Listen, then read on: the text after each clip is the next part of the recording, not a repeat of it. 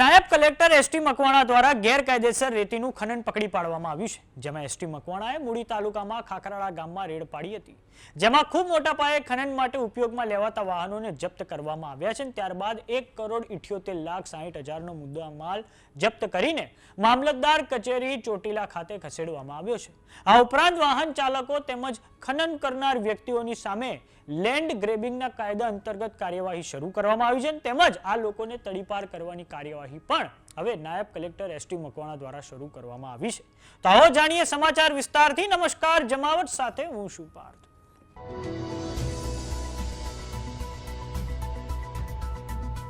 નાયબ collector ST Makwana અને તેમની ટીમ દ્વારા ખાનગી વાહનોની સાથે મૂડી તાલુકાના ખાખરાળા ગામે આવેલા ધાવડીમાં મંદિર વિસ્તારની આજુબાજુમાં આવેલા સરકારી સર્વે નંબરવાળી જમીનમાં આકસ્મિક તપાસણી કરતા સફેદ માટી એટલે કે ચાઇના ક્લેનું ખનન પકડી પાડવામાં આવ્યું છે. આ ઉપરાંત સબ ડિવિઝનમાં અલગ અલગ જગ્યાએ આકસ્મિક તપાસ હાથ ધરીને વાહનો જપ્ત કરવાની પહેલ પણ હાથ ધરવામાં આવી છે, જેમાં એક જેસીબી મશીન, 3 ટ્રેક્ટર ટ્રોલી અને 2 ડમ્પરો સહિત કુલ 1,78,60,000નો મુદ્દામાલ જપ્ત કરવામાં આવ્યો છે. ડમ્પરો પ્રવીણ ગોવાડિયા અને તરકટા ગોપાલભાઈ વેરશીભાઈની માલિકીના હતા અને હવે ઉક્ત વાહન માલિકો તેમજ ખનન કરનાર વ્યક્તિઓની સામે the Gujarat mineral prevention of illegal mining transportation and storage facility rules 2017 મુજબ કાર્યવાહી કરવામાં આવી છે, તેમજ લેન્ડ ગ્રેબિંગનો કાયદો લગાડીને આ લોકોને તડીપાર કરવા અંગેની પણ કાર્યવાહી હવે ભવિષ્યમાં હાથ ધરવામાં આવશે.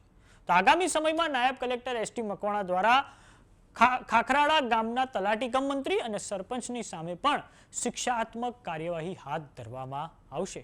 અગાઉ પણ નાયબ કલેક્ટર એસટી મકવાણા દ્વારા ખૂબ મોટા પાયે કાર્બોસેલ રેતી ખનન પકડી પાડ્યું છે. આ ઉપરાંત યાત્રાધામ ચોટીલા ખાતે પણ ખૂબ મોટા પાયે દબાણો હટાવવાની કામગીરી હાથ ધરવામાં આવી હતી. તો સમાચારોમાં અત્યારે બસ આટલું. જોતા રહો જમાવટ.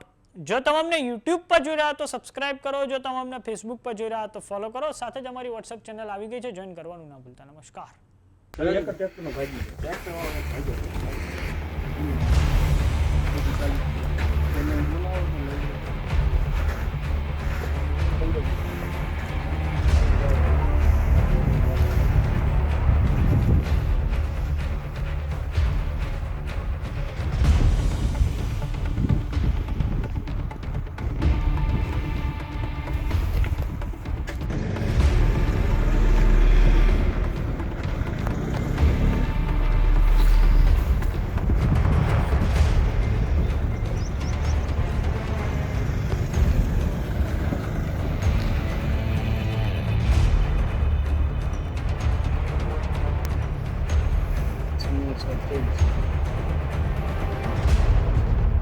Zero